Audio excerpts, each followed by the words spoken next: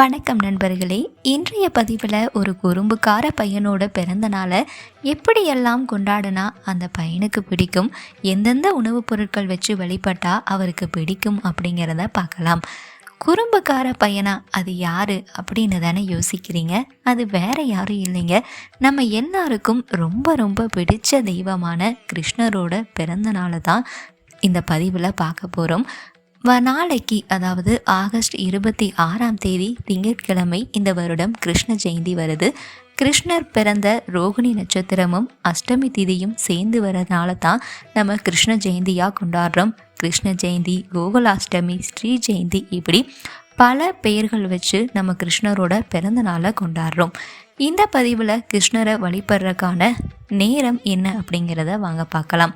பொதுவாக கிருஷ்ணர் ரோகிணி நட்சத்திரமும் அஷ்டமி திதியும் சேர்ந்து வர நாளில் தான் பிறந்தார் அப்படிங்கிறது நம்ம எல்லாருக்குமே தெரியும். முதல்ல அஷ்டமி திதி எப்போ ஆரம்பிக்குது அப்படிங்கிறத வாங்க பார்க்கலாம். அஷ்டமி திதி ஆகஸ்ட் 26 திங்கட்கிழமை காலையில் 9:13 மணிக்கு ஆரம்பித்து மறுநாள் காலை ஆகஸ்ட் 27 செவ்வாய்க்கிழமை 7:30 மணிக்கு அஷ்டமி திதி முடிவடையுதுங்க.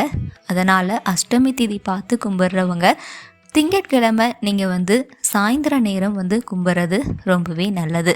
அடுத்ததாக ஒரு சில பேர் ரோகிணி நட்சத்திரம் பார்த்து கும்பிட்ற வழக்கம் உண்டுங்க.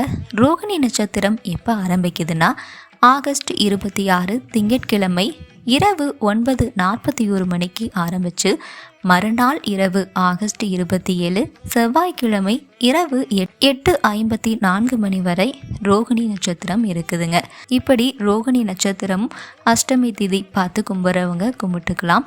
இன்னும் சில பேர் பார்த்தீங்கன்னா ரோகிணி நட்சத்திரமும் அஷ்டமி திதியும் சேர்ந்து வர நேரத்தில் தான் கும்பிட்ற வழக்கம் உண்டு. அப்படிப்பட்டவங்களுக்கான நேரம் என்ன அப்படிங்கிறத வாங்க பார்க்கலாம்.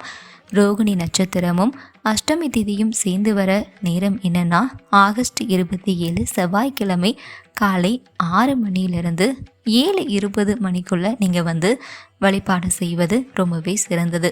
குழந்தைக்காக இயங்குகிற தம்பதிகள் இந்த ரோகிணி நட்சத்திரமும் அஷ்டமி திதியும் சேர்ந்து வர நேரத்தில் கிருஷ்ணரை வழிபாடு செய்வது ரொம்பவே உகந்தது. சரிங்க, நம்ம கிருஷ்ண பகவானை வழிபடுறதுக்கான நேரம் என்ன அப்படிங்கிறத பார்த்துட்டோம். அடுத்ததாக கிருஷ்ணருக்கு என்னென்ன உணவுப் பொருட்கள் வச்சு வழிபடலாம் அப்படிங்கிறத பார்க்கலாம். கிருஷ்ணர்னாலே நமக்கு ஞாபகம் வர்றது வெண்ணெய் திருடி சாப்பிட்டாரு அப்படிங்கிறதாங்க. கிருஷ்ணருக்கு பொதுவாக பால் சம்மந்தப்பட்ட எல்லா பொருட்களுமே ரொம்ப பிடித்தமான உணவுகள்.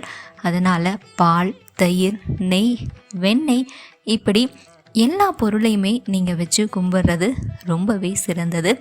சீடை, அடை, பொரி, அவல், முறுக்கு, லட்டு, இப்படி எல்லாமே நம்ம கிருஷ்ண பகவானுக்கு பிடிக்குங்க. கிருஷ்ணர் அப்படின்னு சொன்னாலே நம்ம எல்லாருக்கும் இனிப்பு தான் ஞாபகம் வரும். அதனால் எந்த விதமான இனிப்பு பலகாரங்களும் நம்ம கிருஷ்ண பகவானுக்கு வச்சு வழிபடலாம்.